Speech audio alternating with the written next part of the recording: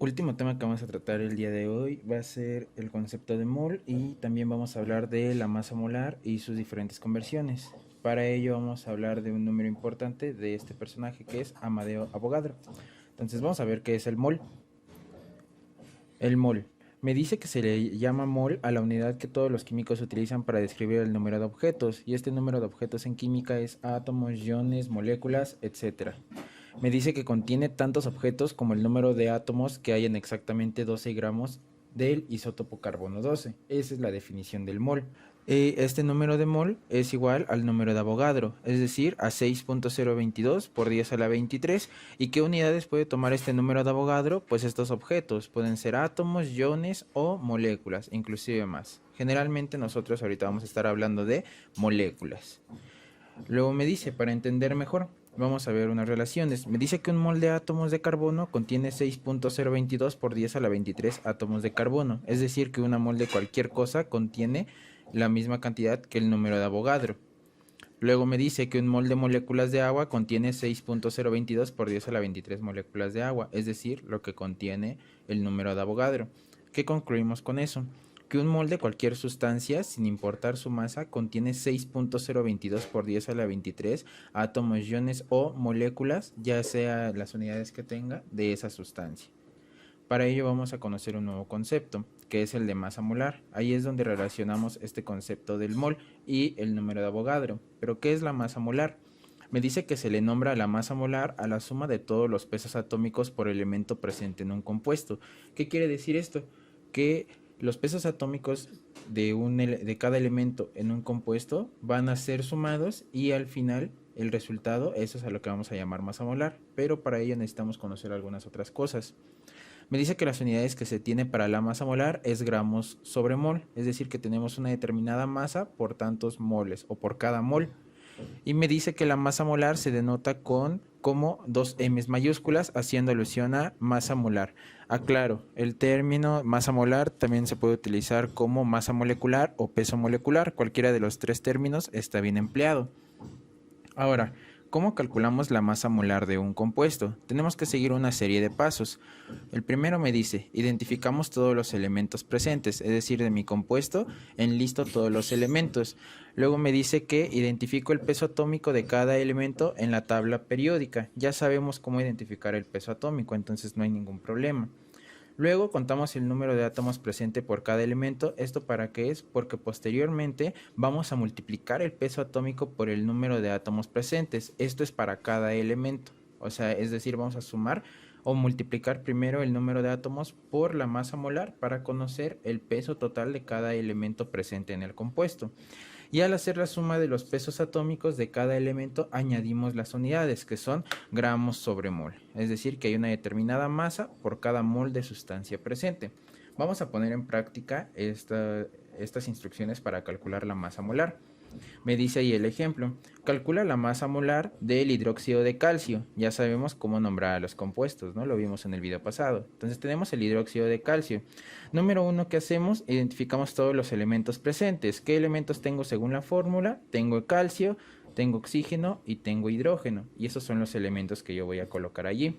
Luego 2. Identifica el peso atómico de cada elemento en la tabla periódica. Me voy a la tabla periódica, identifico que el peso atómico del calcio es 40, el del oxígeno 16 y del hidrógeno 1. Esto es por cada átomo de cada elemento. 3. Contar el número de átomos presentes por cada elemento, según lo que me da la fórmula. Aquí observo que tengo un átomo de calcio y aquí tengo dos átomos de oxígeno y dos átomos de hidrógeno.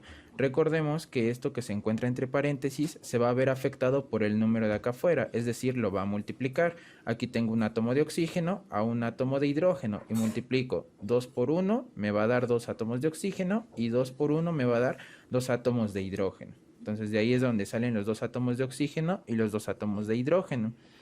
4. Multiplicamos el peso atómico por el número de átomos presentes. Esto es para cada elemento. Y como sabemos que el peso atómico ya lo anotamos aquí en el punto número 2 y conocemos cuántos átomos hay, los multiplicamos. Yo digo que 40 por 1 me va a dar 40. Esto es para el calcio. Para el oxígeno yo digo que es 16 por 2 y me va a dar 32.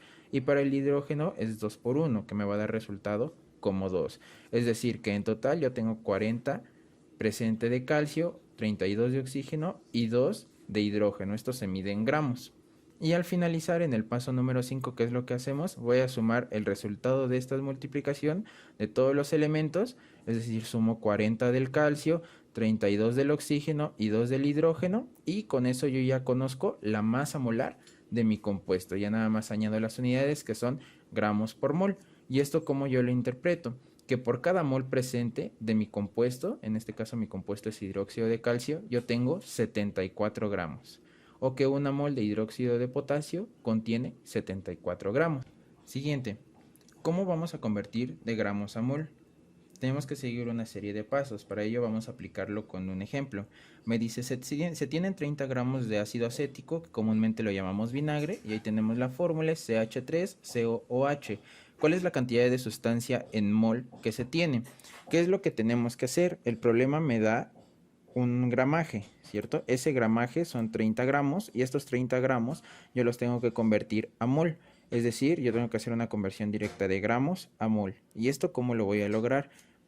Con una serie de pasos. Vamos a ver cuáles son esos pasos. Número 1 me dice conocer la fórmula del compuesto. Mi compuesto es ácido acético y la fórmula es CH3COOH. Entonces ya conozco la fórmula. Después me dice, número 2, calculo la masa molar de mi compuesto. Pausamos tantito, pausen el video, calculen la masa molar de este compuesto y continuamos. Seguimos, la masa molar es de 60 gramos sobre mol. Esta es la masa molar real que nosotros tenemos, es la que ustedes tuvieron que haber calculado. Entonces, ¿cómo interpretamos esto? Que por cada mol de ácido acético yo tengo 60 gramos, ¿cierto? Eso es lo que me arroja el valor de la masa molar.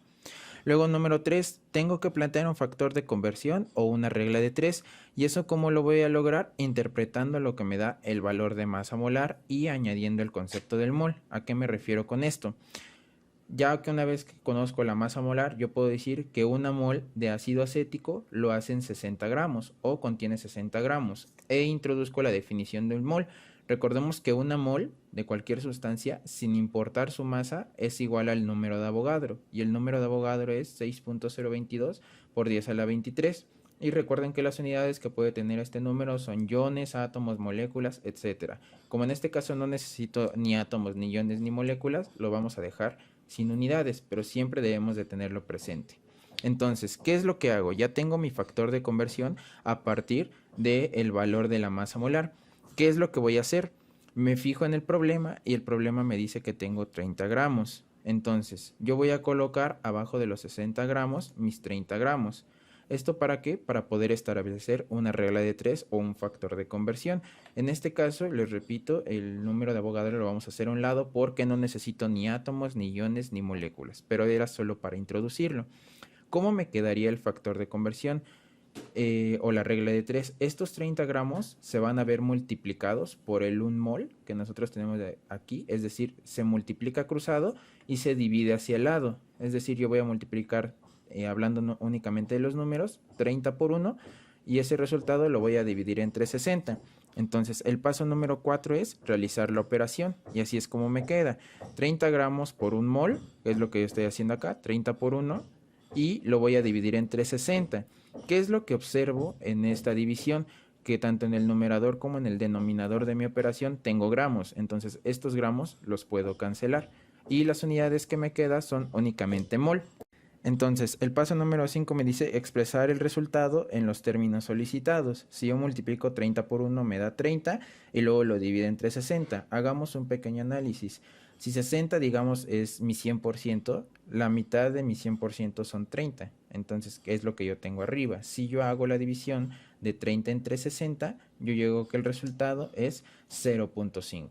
Es decir, yo tengo 0.5 mol o medio mol cuando a mí me dan 30 gramos de ácido acético. Entonces, ¿qué es lo que tuvimos que hacer? Conocer la fórmula, conocer la masa molar, a partir de la masa molar hacer este factor de conversión. Yo aconsejo que siempre que hagamos estas conversiones, hagamos este factor de conversión y a partir de ahí podemos saber si convierto de gramos a mol, de gramos a moléculas, etcétera. Cualquier factor de conversión de aquí va a salir y ya establecemos la regla de 3, eliminamos las unidades como fue en este caso y llegamos al resultado después de operar.